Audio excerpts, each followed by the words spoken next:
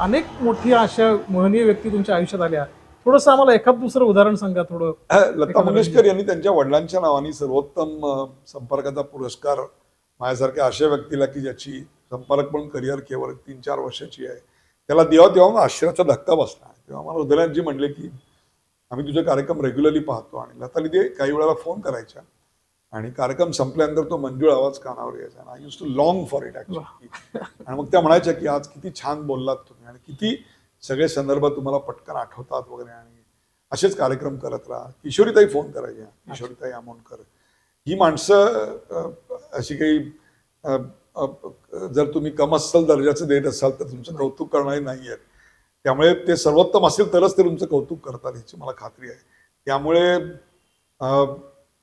75वा दीनानाथ मंगेशकर पुरस्कार राष्ट्रीय स्वयंसेवक संघाचे सरसंघचालक पूजनीय मोहनरावजी भागवत यांच्या हस्ते लता दीदींच्या उपस्थित, मला वाटतं त्यांचा शेवटचा पब्लिक कार्यक्रम असावा, त्यांच्या उपस्थितीत मला मिळाला आहे. याच्यापेक्षा दुसरं भाग्य काय. वाटतं पत्रकार नाही आहात तुम्ही ना मुळामध्ये? मला पत्रकार काही संबंध नव्हता. मी पूर्वी चॅनलवर अनेकदा इलेक्शन, एज्युकेशन, गव्हर्नन्स या विषयावर मी अनेकदा चॅनलवर जायचो, किंवा आठवड्यातले 3-4 दिवस कुठल्या ना कुठल्या तरी चॅनलवर जायचं होतं. परंतु आपण इथे काही करिअर करावं असं काही माझ्या डोक्यात नव्हतं. जरी माझा विषय पॉलिटिकल मार्केटिंग होता. म्हणजे तिथे असल्या अनेक पत्रकारांपेक्षा मला जास्त माहिती असायची की मला अनेक संपादक, मला कुठला रेफरन्स लागला तर त्यांनी मला फोन केलेले आहेत आणि तो रेफरन्स मी एका क्षणात कुठल्याही निवडणुकीचा दिलेला आहे. त्यावेळेला तर माझी एवढी या सगळ्यावर महारत होती की 543 मतदारसंघापैकी कुठलाही मतदारसंघ सांगितला तर त्याची मागच्या 3-4 निवडणुकांचं पूर्ण विश्लेषण मतदाराच्या सकट मी सांगू शकायचो. त्यावेळी तो एक जुनून होता माझ्यावर. तर असं काही बॅकग्राऊंड वगैरे अशी काही नव्हती. किंवा विधानसभा आतून मी पाहिलेली पण नव्हती जेव्हा मी आलो तेव्हा. पण एकदा तिथे पडल्यानंतर मात्र मग I gave 100% and rest is the history. Sir, आमचं रोखठोक आणि जे तुमचं आम्ही खूप ऐकलेलं आहे सगळं. थोडेसे आम्हाला त्याच्यातल्या काही अनुभव सांगा ना, गमतीशीर किंवा काही वेगळ्या प्रकारचे. सैराट नंतरची गोष्ट म्हणून मी कार्यक्रम केला होता की सैराट मध्ये जो मुलगा असतो, आई वडिलांचा खून झालाय आंतरधर्मीय आंतरजातीय विवाहातून, त्या मुलाचं रक्ताळ्याला पावला तो बाहेर पडतो. त्याचं पुढे काय होतं असा एक प्रश्न सगळ्यांच्या मनात असतो. तसा एक मुलगा माझ्या आयुष्यात आला, सागर रेड्डी नावाचा. त्याच्या वडिलांचा असाच आई वडिलांचा खून झालेला होता आणि त्याचा मी कार्यक्रम केला, सैराट नंतरची गोष्ट. त्याच्यानंतर त्याला इतकी प्रसिद्धी मिळाली. इतकंच काय तर तो कार्यक्रम बघून एका चांगल्या घरातल्या मुलीनी त्या अनाथ असलेल्या मुलाशी लग्न करायचं ठरवलं आणि त्यांचं लग्न झालं. आणि त्याला आता मुलगा आहे. आणि ते कार्यक्रम पाहून एकाने आपले लोणाचे 2 बंगले त्याला दिले. तिथे त्यांना ट्रेनिंग सेंटर काढून दिलं. लाखो करोडो रुपयाच्या देणग्या त्याला मिळाल्या आणि त्याचं आयुष्य मार्गी लागलं. आणि त्यातून शेकडो मुलांना रोजगार मिळाला, शिक्षण मिळालं, शेकडो मुलींना आधार मिळाला. मला असं वाटतं हा एक फार मोठा होता. परवा एक एअरपोर्टवर मुलगी भेटली आणि ती म्हणली की सर तुम्हाला आठवतंय का? मला काहीच आठवत नाही. 2012-13 सालचं काय आठवणार. ती म्हणली की पहिल्या संघर्षाला आम्ही साथ मध्ये तुम्ही मला दिलेत आणि मी तेव्हा सांगितलं होतं की मला ब्युरोक्रॅट व्हायचं आहे आणि ते ट्रेनिंग संपवून मी आज पहिल्या पोस्टिंग करता निघालेली आहे आणि त्यावेळेला तुम्ही मला भेटला. तिने एअरपोर्टवर नमस्कार केला. मला सांगा याच्यापेक्षा काय तुम्हाला तुमच्या कार्यक्रमाला.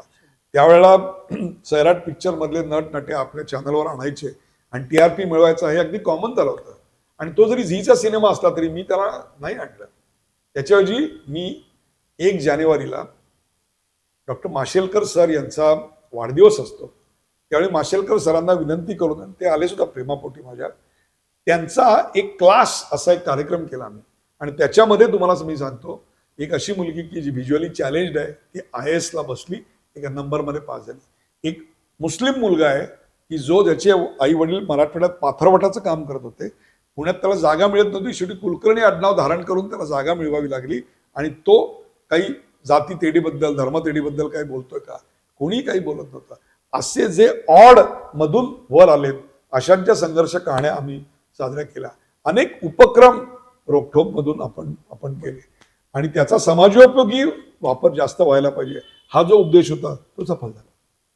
आता नॅशनल हायड्रॉलिक पॉवर कॉर्पोरेशन मध्ये तुम्ही मगाशी म्हणतात की अशीच एंट्री झाली, पण काहीतरी असेल त्याला. एंट्री कशी नाही झाली काही आणि तुम्हाला मी काय खरं सांगतो, म्हणजे- मला क्षणभर कल्पना नव्हती. पुण्यामध्ये लक्ष्मीपूजनाचा दिवस होता, मला आठवते. आणि आमच्या सासूबाईंच्या घरी मी पुण्याला गेलो होतो, प्रभात रोडला त्यांच्या बंगल्यात, आणि गाडी पार्क करत होतो. आणि ती जरा गाडी मोठी असल्यामुळे आणि जागा कमी असल्यामुळे आधीच मी कावलेलो होतो. आणि तेवढ्यात तो फोन वाजला. आणि म्हटलं कोणाचा फोन आहे म्हणून मी तो स्पीकर फोनवर घेतला. आणि तेव्हा त्यांनी सांगितलं की ऐसा ऐसा आपका अपॉइंटमेंट हो गया है. म्हटलं चुबेट म्हणून मी बंद करून टाकला. म्हटलं 10 मिनिटांनी त्या कंपनीच्या चेअरमनचा मला फोन आला. तो बोले आपको इतना बड़ा पॉवर मिनिस्ट्री से फोन आया था, आपने मना कर दिया, आपने ना बोला. चुबेट बोला. म्हटलं अरे सॉरी सर, म्हटलं मैं ऐसा ऐसा पहले ही दिमाग खराब हो गया था, पार्किंग कर रहा था. तर ते म्हटलं इट्स अ रेअर ऑनर, आप इसको सिरियसली लीजिए, आप अपना सारा डिटेल भेज दीजिए. पहिले गुगलवर गेलो, पाहिलं आलं नॅशनल हायड्रोइलेक्ट्रिक. मला पहिले तो नीट उच्चार सुद्धा येत नव्हता, तुम्हाला खरं सांगतो. म्हणजे इथे आपल्याला काय करावं लागेल. आतापर्यंत अनेक कंपन्यांच्या प्रायव्हेट सेक्टरमध्ये मी संचालक मंडळावर ब्राझीलमध्ये होतो, बांगलादेशमध्ये होतो, ऑस्ट्रेलियामध्ये होतो, अकॅडमिक काउन्सिलवर अनेक विद्यापीठांच्या होतो, अनेक कंपन्यांमध्ये स्वतः गुंतवणूक करून त्यांच्या संचालक मंडळावर गेलेलो होतो. अनेक कंपन्यांनी त्यांचा संचालक प्रायव्हेट सेक्टरमध्ये मला नेमलेलं होतं. परंतु PSU मध्ये, पब्लिक सेक्टर अंडरटेकिंग मध्ये इंडिपेंडेंट डायरेक्टरचं काय काम असतं याची शून्य कल्पना होती. मग कंपनी लॉ काढला, मग LODR काढला, आणि ते 400-600 पानाचं घेऊन बसलो.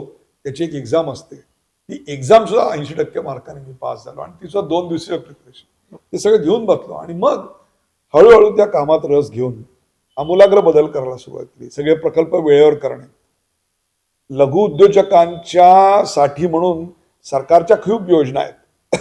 PSU ते करतातच असं नाही, जाणीवपूर्वक ते केलं. आणि ईस्टर्न UP मधल्या 600हून अधिक अन्य धर्मीय, असे हिंदू सुद्धा नाही आहेत, असे उद्योजक उभे करायला आपण मदत केली. महिलांसाठी म्हणून पिंक लिव्ह ज्याला आपण म्हणतो, मासिक पाळीच्या काळामध्ये 1 दिवस पेड लिव्ह, हे सरकारच्या मध्ये कन्व्हिन्स करणं आणि करून आणणं वॉज व्हेरी डिफिकल्ट टास्क. ते आपण केलं. ॲसेट मॉनिटायझेशन अनेक कंपन्यांमध्ये फेल गेलं होतं. One of the best asset monetization we did. आणि 45 वर्षामध्ये 7,500 मेगावॅट आणि 45 महिन्यात 7,500 मेगावॅट. याच्यामुळे जी कंपनी अनेक वर्ष मिनी नवरत्न होती ती नवरत्न बनली. आणि हे जर व्यवस्थित 2030 पर्यंत चालू राहिलं तर ती महानवरत्न कंपनी नक्कीच बनेल. ज्या भागामध्ये प्रकल्प चालू आहेत तिथली सामाजिक परिस्थिती लक्षात घेता, तिथली सांस्कृतिक परिस्थिती लक्षात घेता, तिथल्या लोकजीवनामध्ये खूप रस घेतला. उदाहरणार्थ हिमाचलमध्ये प्रत्येक जिल्ह्यातली स्त्री वेगळा ड्रेस घालते. एका जिल्ह्याची स्त्री दुसऱ्या जिल्ह्याचा ड्रेस रिपीट, ते कलर, तो स्टाईल, तो पॅटर्न करत नाही. हे लक्षात आल्यानंतर तिथल्या लोककला संस्कृतीसाठीच्या त्याच्या जपणुकीसाठी एक वेगळा फंड निर्माण केला CSR खाली. आणि त्यातून त्याच्याकरता शेकडो तासाचं फुटेज तयार सगळं करून घेतलं. त्यांची व्यंजनं असतील, त्यांचं ट्रेनिंग नसेल, त्यांची लोककला, त्यांची गाणी. अहो तुम्हाला मी सांगतो, इतक्या जाती जमाती आहेत, सगळं नॉर्थ ईस्टमध्येच झालेलं आहे. एकट्या नागालँडमध्ये 18 ते 20 गट आहेत. आणि त्या प्रत्येकाचं अन्न, खान, पान हे पूर्णपणे भिन्न आहे. त्यांची हेडगिअर्स पण वेगवेगळी असतात. आपल्याला फक्त 1 आणि 2 माहिती असतात. एक नॉर्थ ईस्ट म्हणजे बिहू माहिती असतं फक्त आसामचं. असं नाही आहे. तुम्हाला मी सांगतो, साधं मुलगी दाखवायला घेऊन जातात किंवा तिला पसंती आली तर त्याच्यावरची म्हणून एकट्या मिझोराममध्ये 25-30 प्रकारची गाणी आहेत. आणि एक जमात दुसऱ्या जमातीचं गाणं म्हणत नाही, ती त्यांची गाणी तयार करतात. काय इनोव्हेशन आहे हो, काय निर्मिती. आणि ही सगळी गाणी निसर्गातून निर्माण झालेली आहेत. त्यातल्या प्रतिमा, रूपक, हे सगळी निसर्गाची निगडीत आहेत. किती निसर्गाशी निगडीत असलेलं आयुष्य ते जगतात. आणि त्यांच्या आयुष्यातल्या छोट्या छोट्या गोष्टींना इतकी सगळी संकट आजूबाजूला निसर्गाची असताना कसे तोंड देतात, कसे आनंदाने जगतात. खरंच त्यांच्याकडनं खूप शिकायला पाहिजे आपल्याकडे. छोट्या छोट्या गोष्टीवर आपल्याकडे निराश होतो. तिथे सांगा, आयुष्यभराचे संसार एखाद्या डोंगर धसतो किंवा एखाद्या नदीला पूर येतो, उद्ध्वस्त होऊन जातात, पण माणसं त्या दिवशी ते गाणं गायला विसरत नाहीत. एवढा मोठा आनंद आहे. सर थोडंसं BBNG आणि व्यवसायाकडे येताना, BBNG मध्ये आम्ही असं म्हणतो की जॉब सीकरकडनं आम्हाला जॉब गिव्हर्सकडे प्रवास करायचा आहे. मला वाटतं अख्ख्या भारतालाच हा प्रवास करायचा आहे. तर काय आत्ताचं चित्र कसं आहे, एकूण पॉलिसीज कशा आहेत आणि काय भवितव्य तुम्हाला जाणवतं? आत्ताच्या इतकं चांगलं वातावरण उद्योजकतेसाठी, विशेषतः लघु उद्योजकतेसाठी आहे असं मला याच्यापूर्वी कधी होतं असं मला वाटत नाही. I think it's a very encouraging environment. याचा अर्थ सगळंच काही आलबेल आहे का, तर नाही. There are some things still to be done. परंतु ज्या मुद्रा योजना असेल किंवा महिलांसाठी जे उपक्रम काढलेले असतील, अनेक सेक्टर्स ही SMEच्या प्राधान्याकरता, MSME करता वेगळे मंत्रालयाची निर्मिती करून त्याच्याकरता म्हणून काही वेगळ्या योजना आणि त्याचं वेगळं मॉनिटरिंग, त्याच्यामध्ये दस्तूरखुद्द प्रधानमंत्र्यांनी इतका रस घेणं, हे सगळं अभूतपूर्व आहे. तुम्हाला मी सांगतो, हा सेक्टर तुम्हाला तुमच्या जवळपास 40% आज तुम्हाला एक्सपोर्ट देतोय, 60% एम्प्लॉयमेंट देतोय. आणि याच्यात ज्या प्रकारचं इनोव्हेशन होत आहे, मोठ्या कंपन्यांचा बॅकबोन या इनोव्हेशनवर अवलंबून आहे. तुम्हाला मी सांगतो, आज कुठलाही तुम्ही मोठा देश घेताना, फ्रान्स घ्या, जर्मनी घ्या, त्याचा बॅकबोन हा SME सेक्टर हा आहे आणि तो आपल्याकडे विकसित होत जातोय. छोटी छोटी हब्स निर्माण होत आहेत. ही फक्त एकट्या मुंबई, ठाणे, पुणे, नाशिक, औरंगाबाद, संभाजीनगर एवढी मर्यादित नाही आहेत. नागपूर आणि त्याच्यात ऍड झालं. छोट्या छोट्या गावांमध्येही क्लस्टर्स निर्माण होत आहेत आणि लोक खूप चांगली त्याच्यात इनोव्हेशन्स करून वेगवेगळी प्रोडक्ट्स निर्माण करतायत. हे अफलातून आहे. तुम्हाला मी सांगतो, तर आमचा याचा जो प्रेक्षक वर्ग आहे ना, त्याच्यामध्ये विद्यार्थी आहेत, त्याच्यानंतर काही छोटे उद्योजक आहेत, लघु उद्योजक आहेत आणि उद्योजक होऊ इच्छिणारे आहेत. म्हणजे आज नोकरी करतात पण उद्या उद्योजक होऊ इच्छितात. तुम्ही काय त्यांना मार्गदर्शन कराल? त्यांनी नेमकं, कारण या सगळ्या चित्रामध्ये त्यांनी त्यांचा प्रवास कसा सुरू करावा आणि पुढे कसं सुरू जावं, ऑलरेडी प्रवास सुरू केला असेल तर? उद्योजकता आली म्हणजे धाडस आलं. उद्योजकता आली म्हणजे अनिश्चितता आली. उद्योजकता आली म्हणजे नोकरीची सुरक्षित चौकट गेलेली असते. 24 तास काम करावं लागतं, संकटाला तोंड द्यावं लागतं, लवचिक राहावं लागतं, जिभेवर साखर आणि डोक्यावर बर्फ ठेवावा लागतो, दुसऱ्यांकडून टिप कागदासारखं शिकावं लागतं, संधी शोधाव्या लागतात. अनेकदा तरुण उद्योजक माझ्याकडे येतात, ज्यांना उद्योजक आहेत ते आणि ज्यांना उद्योजक व्हायचे ते, आणि ते म्हटलं, सर तुमच्याकडे एवढा अनुभव आहे, कमीत कमी भांडवलाचा आणि शुअर शॉर्ट प्रॉफिट देणारा धंदा आम्हाला सांगा. कॉमन. अरे तसा जर धंदा असेल तर मी तुम्हाला कशाला सांगेन, मी स्वतः करीन ना.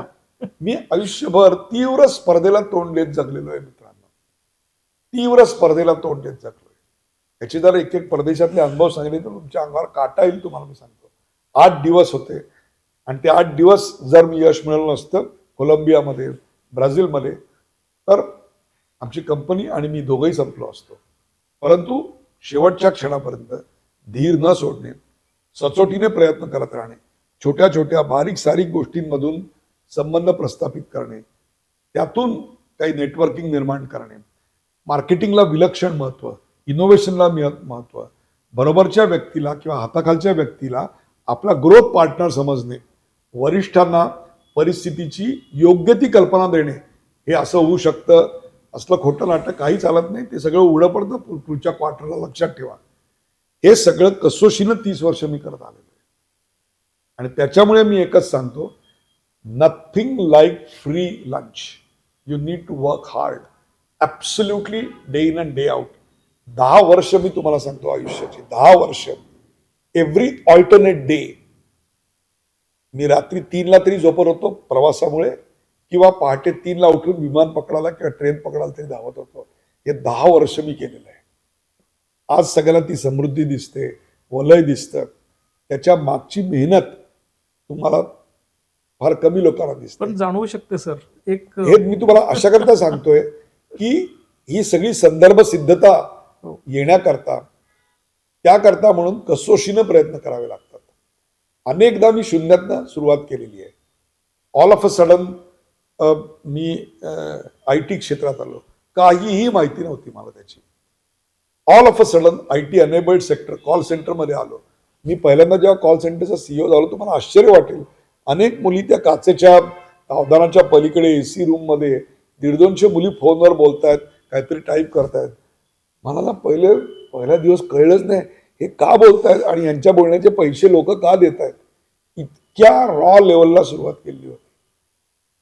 जेव्हा मीडियामध्ये आलो तेव्हा एडिटरनी नेमकं मीटिंगमध्ये काय बोलायचं असतं शून्य अंदाज होता. तोपर्यंत फायनान्स डील केलेला होता, तोपर्यंत मार्केटिंग डील केलं होतं, अनेक कंपन्यांचे बोर्ड डील केलेले होते, इनोव्हेशनचे अनेक सेल हेड केलेले होते. परंतु एडिटरनी नेमकं मीटिंगमध्ये काय बोलायचं असतं, हळूहळू हे सगळं शिकत गेलो. टक्के टोटपे खात शिकत गेलो, अनुभवाने शिकत गेलो. आणि फक्त एकच आहे की जर 100% पाहिजे असेल तर 125% द्या. निर्विवाद यश मिळवा. कुठली लांडी लबाडी, छक्के पंजे, जात पात धर्म पंथ काही नाही. तुमच्या पदाची सँटिटी, त्याचं पावित्र्य हाच तुमचा धर्म आहे. याच्या पलीकडे तुम्हाला जात पात धर्म असूच शकत नाही. उद्योजक हाच तुमचा धर्म, हीच तुमची जात. खूप सुंदर. मी मगाशी आपल्याला म्हणलं तसं सरांची काही वाक्य कोट म्हणून आता ओळखली जातात आणि मला वाटतं आत्ताच्या तुमच्या बोलण्यामध्ये अनेक अशी वाक्य आम्हाला मिळाली. सर, आणखीन एक अडचण अशी असते, आम्ही आता BBNG मध्ये लोकांना समजून सांगत असताना, की तो उद्योजक थोडा चौकटीमध्ये अडकलेला असतो. व्यापार विस्ताराला त्याला नको वाटतं किंवा तो म्हणतो कम्फर्ट झोनमध्ये जातो. त्याला आम्ही म्हणतो, अरे तू परदेशात जा, तुझ्यासाठी संधी आहे, दुसऱ्या देशात जा, दुसऱ्या गावात जा. पण he is happy in that. अशांसाठी तुम्ही काय सांगाल? ते हॅप्पी असणं क्षणिक आहे. तुम्हाला सांगतो, तुम्हाला कोणत्या क्षणी टेक्नॉलॉजी बदलेल आणि तुमचा व्यवसाय ऑब्सोलीट होईल, कोणत्या क्षणी कुठून स्पर्धा होईल काही सांगता येत नाही. उसाची गुऱ्हाळं दणदणीत चालू होती, पेप्सी आलं, पेप्सीला कॉम्पिटिशन रसना आली. अनेक गोष्टी, अनेक टेक्नॉलॉजीज बदलत असतात. मोबाईल कॅमेऱ्यानी आले आणि हातातल्या कॅमेऱ्याची गरज संपून गेली. आज मनगटाला घड्याळ असण्याची गरज फारशी तशी उरलेली नाही, unless you want to make it an exhibition. So what, मोबाईलमध्ये सगळे तुमचे रेकॉर्ड्स आहेत. सो दर 5 वर्षांनी टेक्नॉलॉजी बदलत जाणार आहे. त्या तंत्रज्ञानाशी जर तुम्ही जुळवून घेतलं नाहीत तर तुम्ही ऑब्सोलीट व्हाल.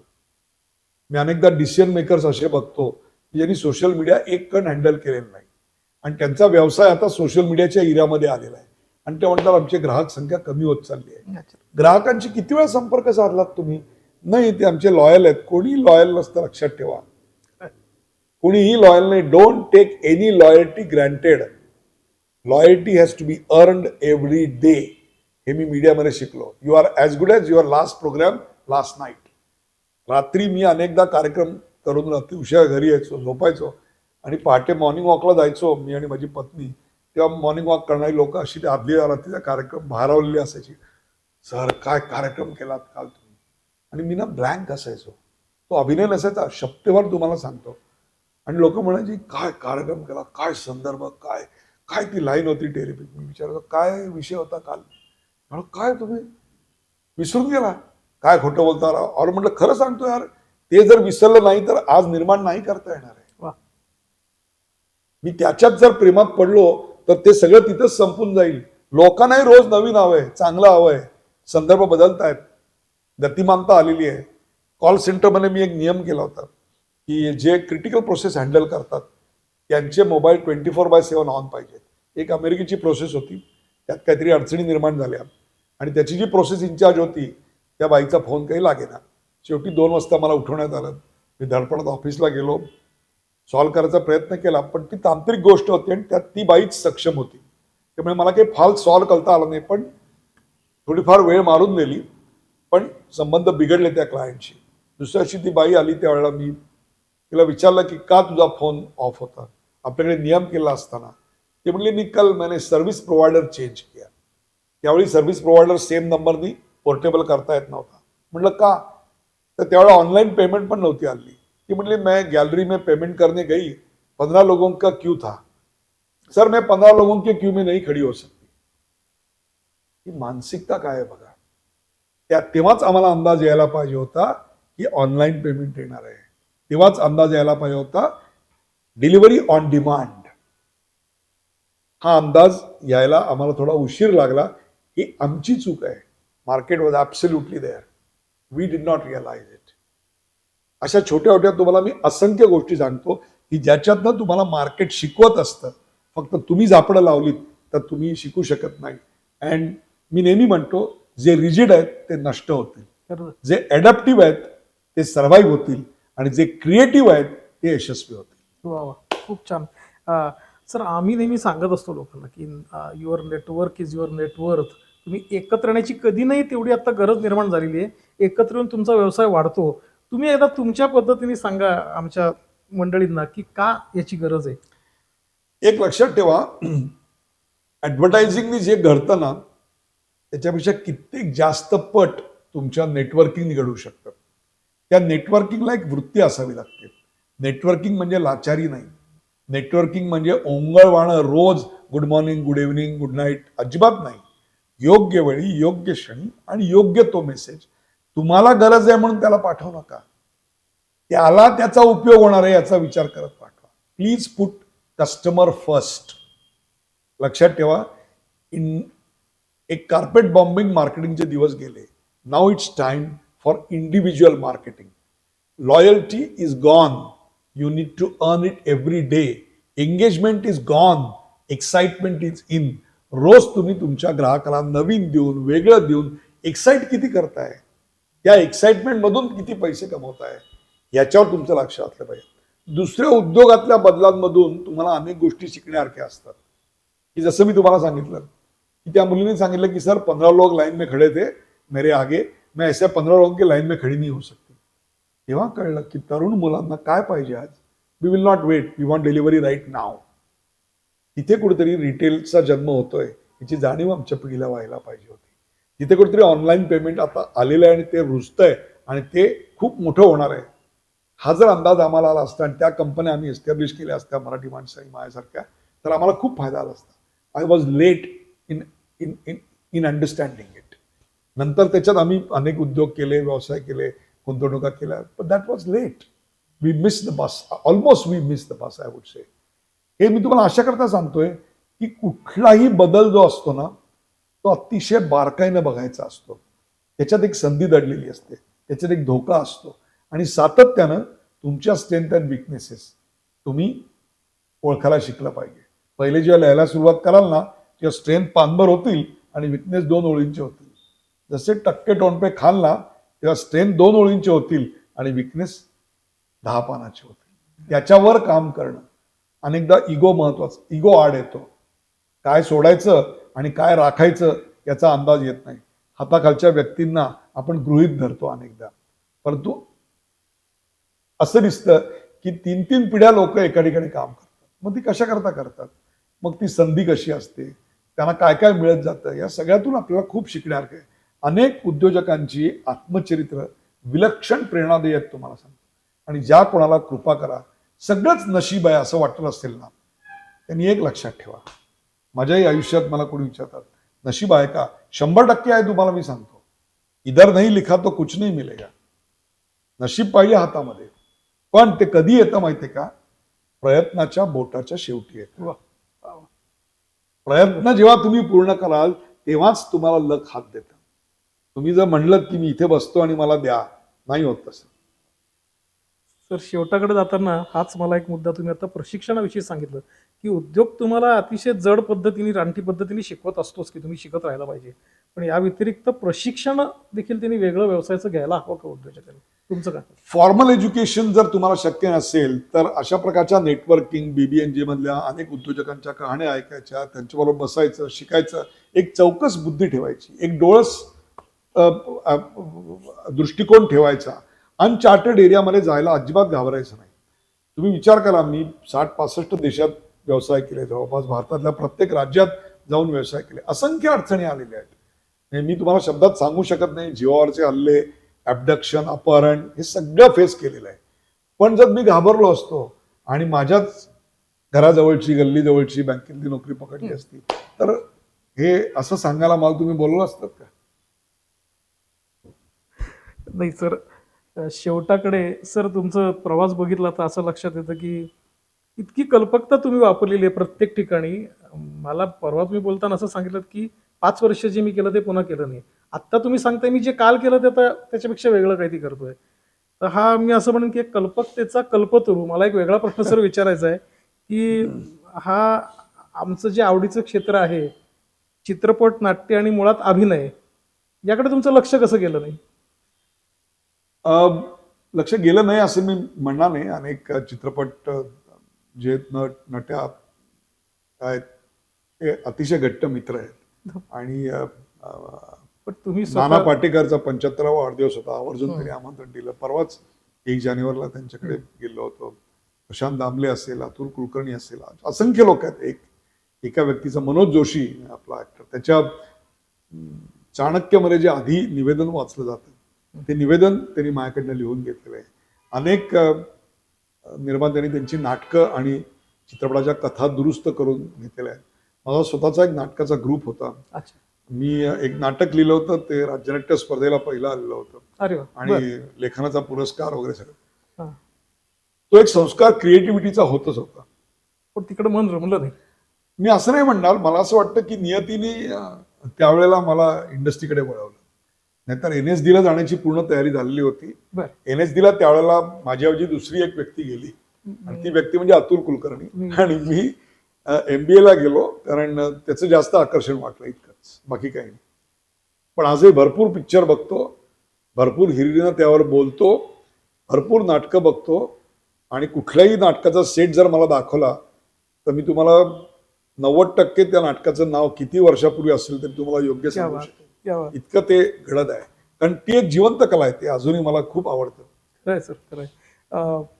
आता जर का आपण एक असं ठरवलं की टाईम मशीननी मागं जायचंय, तुम्ही एवढ्या सगळ्या भूमिका पार पडलेल्या, एवढं सगळं काम केलेलं आहे, कोणती भूमिका किंवा कोणता एक तो 5 किंवा 8 वर्षाचा पिरियड तुम्हाला परत जायला आवडेल?